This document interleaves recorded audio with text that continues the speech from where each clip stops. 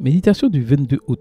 Participeras-tu à la fête? De même, je vous le dis, il y a de la joie devant les anges de Dieu pour un seul pécheur qui se repent. Luc 15, verset 10. Il y a quelques années, mon voisin m'a convié à rejoindre le groupe de discussion WhatsApp de notre quartier. C'est là que les résidents partagent des nouvelles sur les initiatives communautaires, échangent des photos d'objets en vente ou à donner et fournissent des informations sur les services disponibles dans notre quartier. Mais peut-être que le type de message qui abonne le plus dans mon chat communautaire est celui de ces voisins qui possèdent des animaux de compagnie. Très souvent, je vois une photo d'un chien ou d'un chat mise en ligne avec le message suivant: mon chien un tel s'est égaré, s'il vous plaît, aidez-moi à le trouver. Si vous l'avez trouvé, appelez-moi ou envoyez-moi un message au 555 666 777. Les messages d'empathie et de solidarité sont immédiatement perçus. Certains participent à la recherche et d'autres partagent l'information dans d'autres groupes et cercles. Presque toujours, quelques jours plus tard, les propriétaires envoient une autre photo indiquant qu'ils ont retrouvé l'animal perdu. Et une fois de plus, tout le groupe se joint à la fête. Dans Luc 15, Jésus raconte 3 paraboles destinées à illustrer la réaction du ciel lorsqu'un pécheur se repent. Cela devient évident si l'on considère que, malgré les différences entre les paraboles, toutes les 3 se terminent par un festin.